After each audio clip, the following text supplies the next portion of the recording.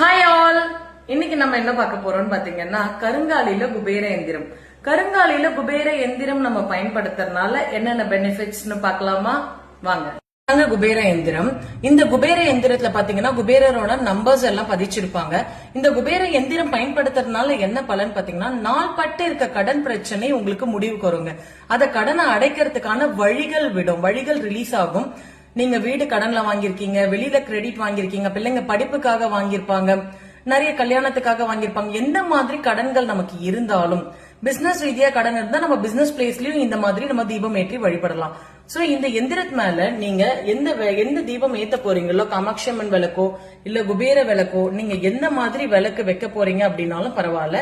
So இந்த மாதிரி இந்த எந்திரத்து மேல நீங்க விளக்க வச்சு இந்த மாதிரி தீபம் ஏற்றி வழிபடும் போது பாத்தீங்கன்னா நாளடைவுல உங்க கடன் பிரச்சனை முடிவுக்கு வரும்.